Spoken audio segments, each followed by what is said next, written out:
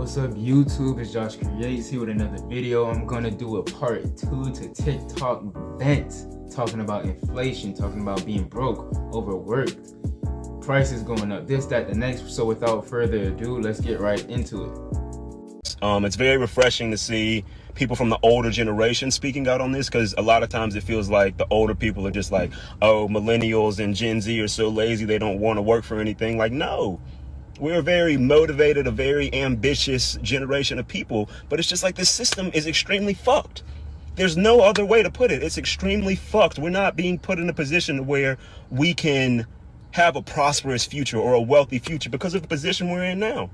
You know what I mean? School, hella expensive. Learning a real trade, a real skill, hella expensive. We know about the student debt crisis. And now they're making a simple roof over our heads, housing, wildly expensive. I can't tell you how many friends that graduated college and have good salaries, 60, 70, 80, some of them 100, 150K and more, that are still looking around like, why the fuck is it so hard to own a home? Why are these bullshit apartments so expensive? Why would I pay these people all this money for this bullshit instead of just living with my parents and saving up money? You know what I'm saying? Like, I have friends that are making over 80K a year, great full-time jobs, full benefits, that would rather live with their parents than pay these bullshit apartment complexes to live in bullshit areas with bullshit amenities and bullshit things within the actual home. It's like, it's just so frustrating that we did everything they told us to do. We went to school, we got educated, we worked hard, we did everything they told us to do, and then when we're actually out in the world, they want to charge us $1,800 for a one-bedroom apartment that really ain't shit. And then when they talk about, oh, the future is going to be great for you, you just got to work hard and stay down. How? A lot of people don't have savings. They're spending it all on basic shit like housing and groceries. And what scares me the most is that more and more people are becoming aware of how fucked it is. And all we do, we record a video, we post it on TikTok, we post it on Instagram, we post it on social media, and then we say, well, I've done my part, and we close out the app, and then we go on about our day. That doesn't fix anything. It amazes me that the government can talk about banning TikTok and all these new things about immigration, but then when it comes to providing affordable housing or affordable healthcare for your upcoming generation, the future leaders of this fucking country, y'all don't want to talk about that. Y'all don't want to say anything about that. Or even, it amazes me that the government will have a whole meeting about banning TikTok when there's been over 100 mass shootings this year alone. Wow, he just spoke something right there. He just spoke something right there. Dog, ain't no way any of us should be going through any of this right now. As you can see, he titled it, "This country is ridiculous," which it is. He just said they thinking about banning TikTok, having more conversations about TikTok than about mass shootings, having gun control and all this stuff. It's like, this whole country is backwards, basically what he's saying. But I'm gonna let him continue. Like, the government doesn't give a fuck about us, man. But they're making decisions about our lives, bro. Do you know how expensive bullshit apartments are nowadays? And nobody's doing anything about it. We're just talking about it on TikTok and then going about our lives. Like, this shit has to change, or we're all fucked in the future, man. Yo, living under capitalism is so exhausting. It's like constantly thinking about how groceries are really expensive, gas prices are so high. What if I can't pay my student loans back? Then that's gonna fuck up my credit. And if your credit gets fucked up, then good luck trying to rent a house or buy a car or buy anything, frankly. And then God forbid you would want to buy something nice for yourself. So let's say you want to buy a new TV or clothes, or you want to get, a nice gift for your partner, or you want to go on vacation. Living under capitalism means that you have to literally measure and monitor every dollar that you spend, and then you have to have some kind of rationale for it too. And then people have the audacity to be like, money doesn't buy happiness. Who the hell said anything about buying happiness? People are trying to buy groceries and pay for their health insurance. And you know the fuck what? Buying things and having money does make people happy. But capitalist logic will have you believing that if you're working class, you don't even deserve to be happy. And that's why there's that constant policing about where does your money go.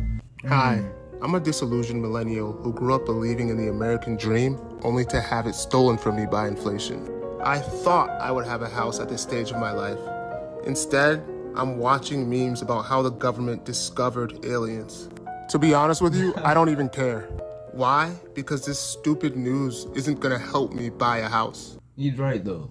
They talking about UFOs and all this stuff more than like inflation and groceries and how they could like, make things cheaper. He's right. I digress. After sitting camera off through a bunch of meetings at work, I decided to take a quick Target break to make myself feel better. I went to Target to make myself feel better, but it only made me feel worse. Why? Because I ended up spending $70 on toothpaste, mouthwash, eggs, and leave-in conditioner. Just another reminder of why I can't buy a house. I decide to end the day binge watching Succession to disassociate from my miserable life. And forget the fact that I still owe Biden my student loans. And people are going through a lot in the UK right now. It's not even a joke. It is not a joke. Especially when you live in these old houses that were built ages ago. The insulation is bad. I remember when I moved to the UK, I lived in such a house. So renting a proper house was difficult. And Ariella was one, and my son, I was pregnant with my son then.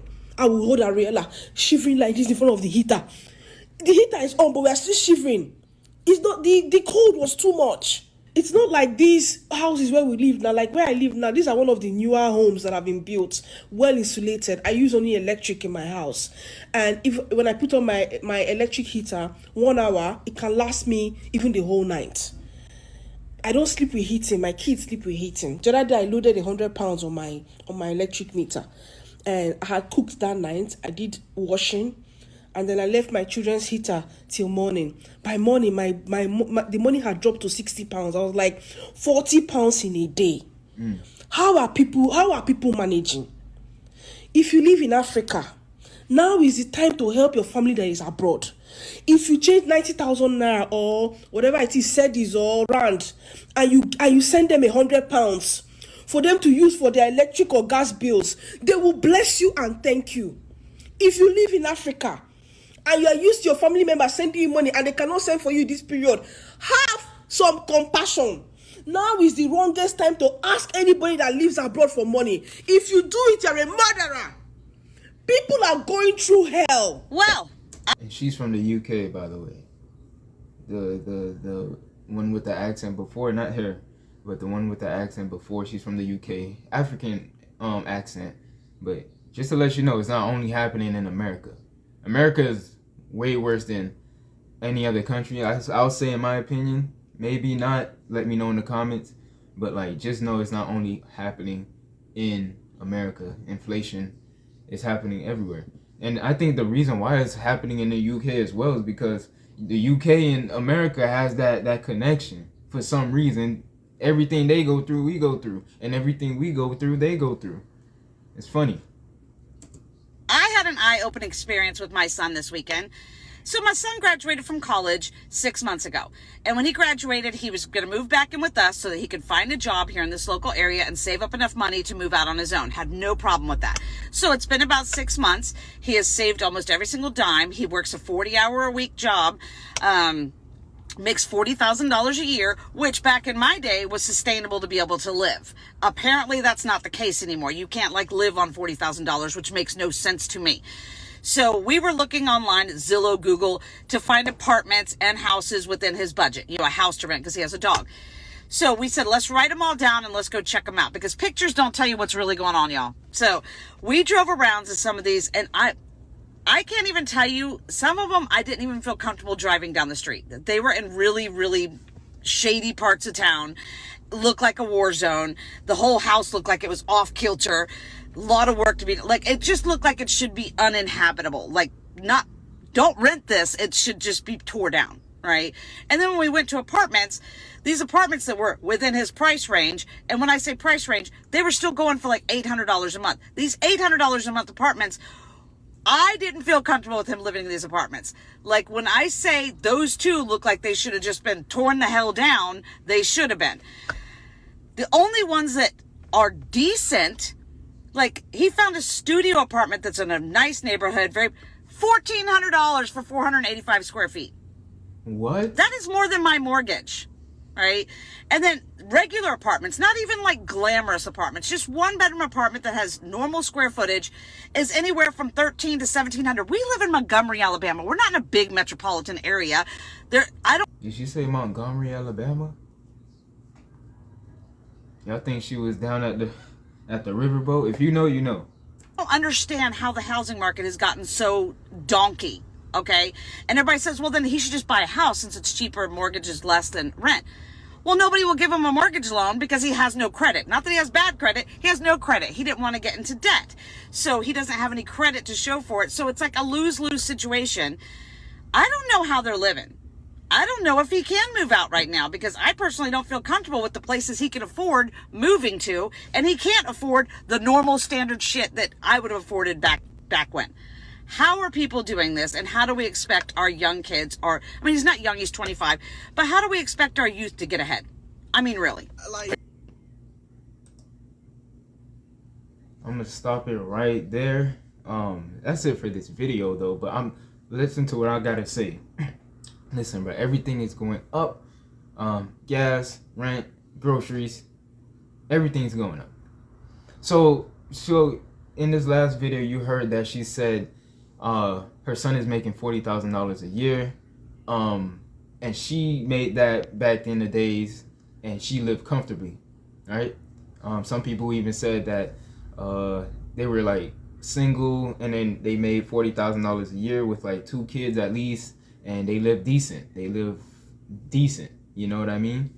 But this is the trick that they play on us. They're saying, hey, it's technology got more advanced from like the early 2000s to like now. Everybody's waking up to making more money.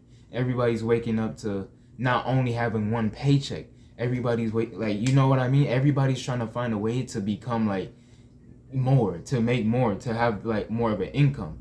So $40,000 a year now is different from $40,000 a year to the time she lived in, right? That's what she said. So like I said, these people are smart. If they know that technology got better and you could create more ways to make money, things like such as like doing Uber Eats or DoorDash on the side, you could easily make like $100, an extra $100 a week or $200. You could sell stuff online. You could do a whole bunch of things to make money on the side. And then this is what they're paying attention to. They're saying, hey, since it's easier to make money on the side, for these people, for American citizens to make money on the side, let's raise the basic needs like groceries, rent, all these other things, right? So that they could have some type of suffrage. Because I think like maybe like 2018, 2019, they realized like, okay, like they're being free. They're being too free right now. They're not suffering. They want us to suffer. That's all I'm trying to say. They want us to suffer. So that's what all these videos are about, about suffering, literally, in this country, surviving in this country, surviving and suffering in this country. But that's it for this video. Please like, comment, share, subscribe. My name is Josh Creates. Let me know if you want more videos like this. I'm out.